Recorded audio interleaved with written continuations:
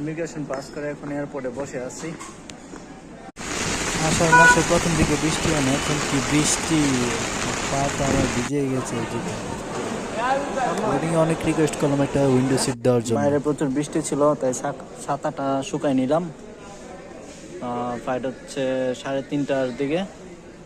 নেপালের টিকিট দেখে একটু প্রশ্ন করলো, ইমিগ্রেশন অফিসে নিয়ে গেল, কিছুক্ষণ বসে রাখলো। যাইতাছি আল্লাহর নাম লিয়া।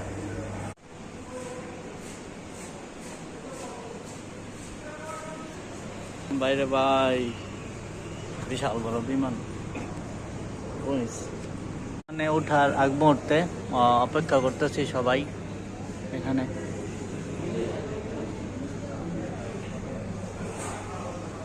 বসে রয়েছি শেয়ার করবো।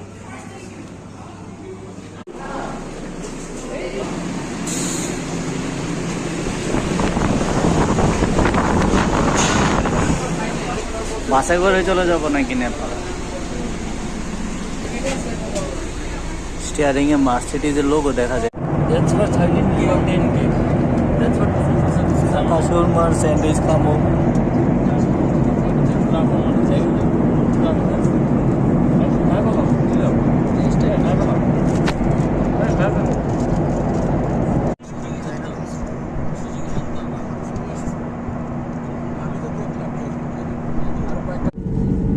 এটা হচ্ছে নেপালের আকাশ, কি সুন্দর।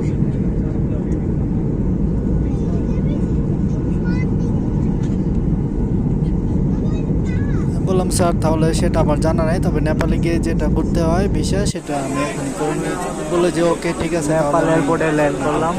ধন্যবাদ। এখন কাঠমান্ডুতে আমার বাড়িতে আসে দাও। আমি এখন কাঠমান্ডু এয়ারপোর্টে $100 দিয়ে 14,900 কি বলে রুপি পাইলাম বা টাকা পাইলাম। ট্যাক্সি নিয়ে নিলাম যাতে অসুবিধা না হয়। রাস্তাটা খুবই সুন্দর লাগছে।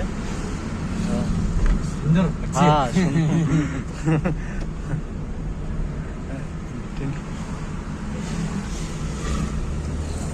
आपको मिलकर अच्छा लगा? आपके বাংলা বাতে কি?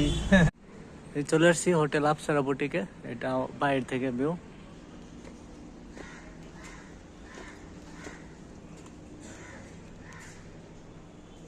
রুম, বেডের মধ্যে বসে থেকে ওই যে বাথরুমের চেহারা দেওয়া যায়।